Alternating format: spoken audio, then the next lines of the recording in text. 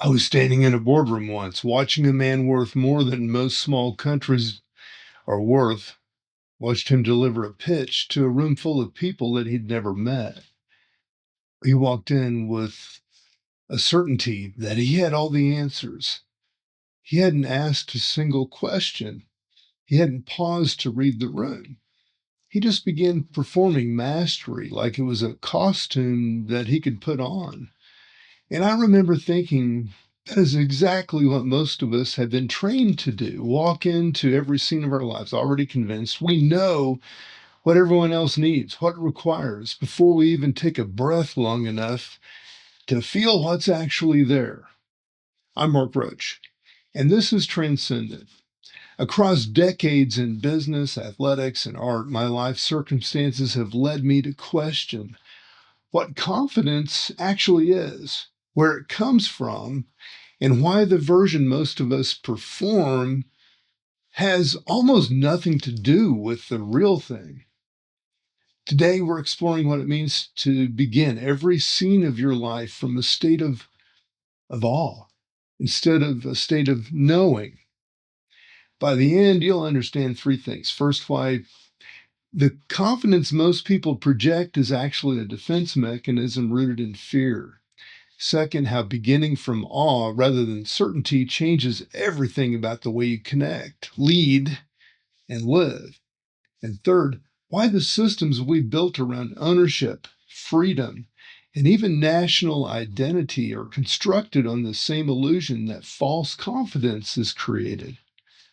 This comes from decades of watching powerful people crumble under the weight of what they pretended to know, and from my own slow education and learning to stop pretending. Let me start with what happened when I stopped walking into rooms like I had all the answers. For most of my career in oil and gas and startups and raising capital, and the expectation was always clear. You show up prepared, you project certainty, you own the room. And I got kind of good at it. I could read financials, I could tell a story that investors wanted to hear and close the deal. But there was something underneath that performance that I was giving that nobody else talked about. It was hollow, not because the work didn't matter, but because the posture required to maintain that certainty meant I could never actually be present to what was unfolding in front of me. I was so busy managing the impression that I missed some of the information. Here's why this matters. Research published in the last year shows that the experience of awe does something remarkable to the human brain.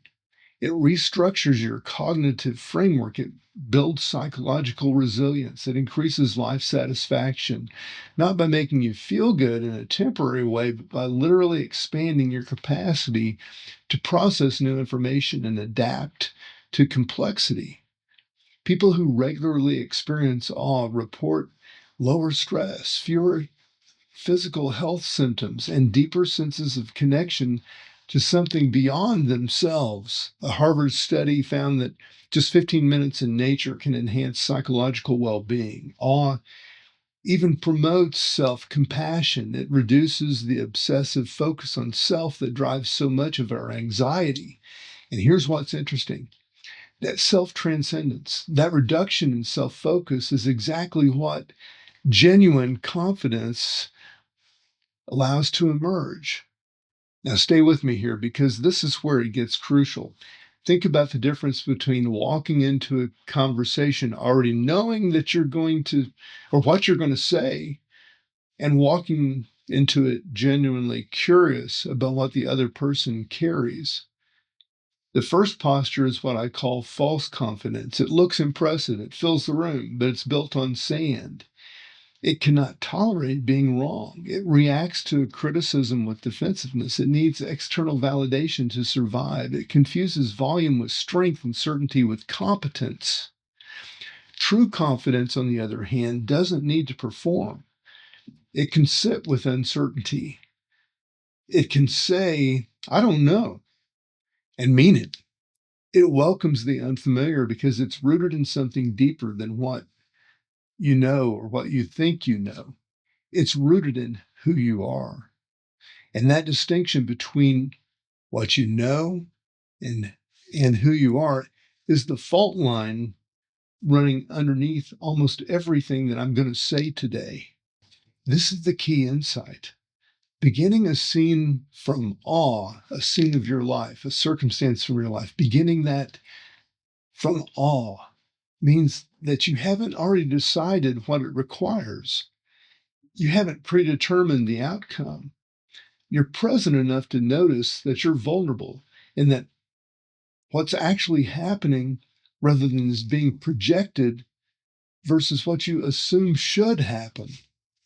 So, in the Meisner acting tradition, for example, which shaped a lot of my understanding of presence more than any business course or Dale Carnegie, if you will, ever did, the foundation of authentic behavior is listening, really listening, not preparing your response while someone else is talking, not categorizing them before they finish their first sentence, but receiving what's in front of you as if, well, as it should, as if it matters, because it does. Every person who walks into your life is carrying a story that you haven't heard yet, or felt yet, connected with yet. And at the moment, the very moment that you approach them from a posture of already knowing, then you've shut the door on whatever they came to share with you. Let me show you what I mean on a larger scale. We live in a culture that has confused ownership with identity. We own homes, careers, portfolios, reputations, and we defend them in a way that the man in the boardroom defended his pitch, with the certainty that masks the terror of losing what we think may define us. But here's what decades of watching people at the top of systems has taught me. You don't actually own any of it. Not the house, not the title, not the narrative that you've built about your life.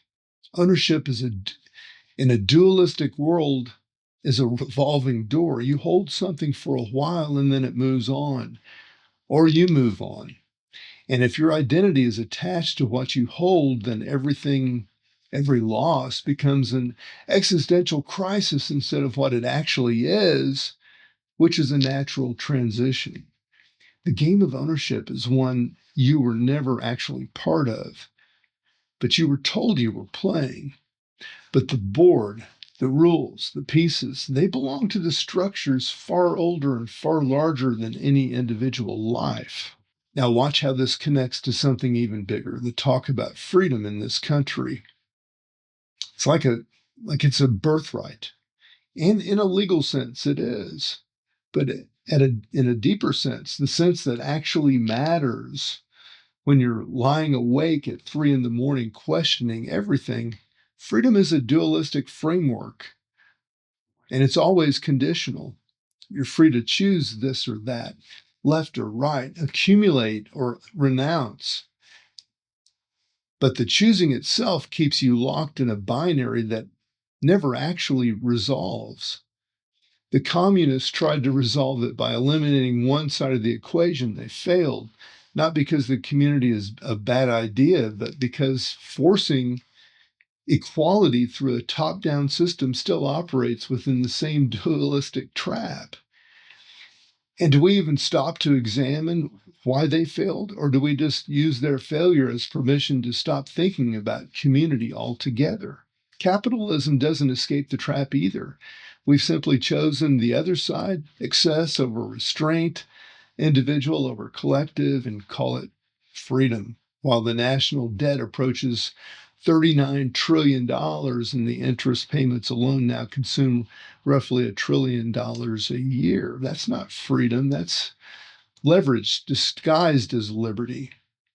If this feels dense, that's normal. I spent decades to try to understand this. Let me break it down.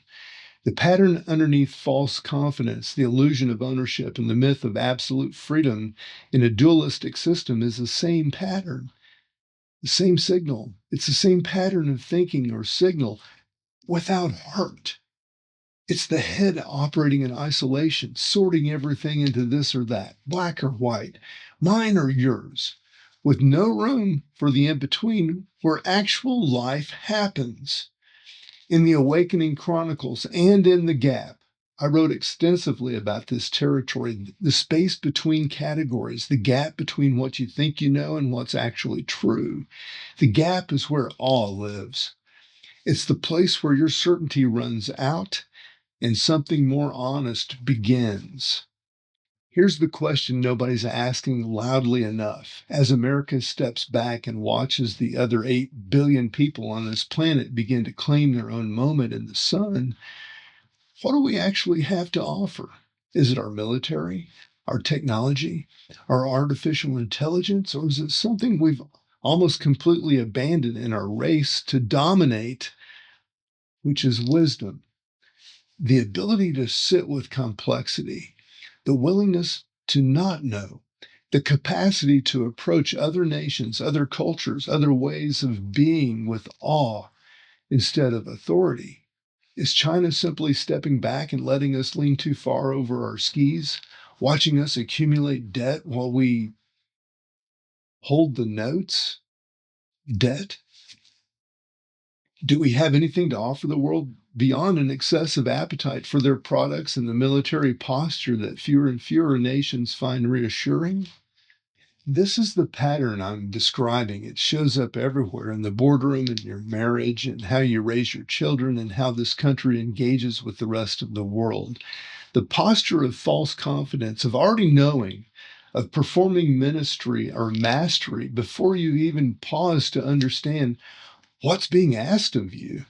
That posture is failing. It's failing individually, it's failing nationally, and it's failing because it was never built on anything real. It was built on the avoidance of awe, on the terror of admitting that we might not have all the answers, that the scene unfolding in front of us might require something that we haven't rehearsed.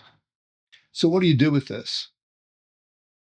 You practice beginning differently, not with certainty, but with curiosity, not with a pitch or a handshake, but with a pause. The next time you walk into a room, a conversation, a conflict, or even just your own morning, try starting from a position of, I don't know what this moment needs yet.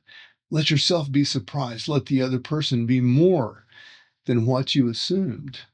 Let the complexity be information about what problem might need to be solved. This is not weakness.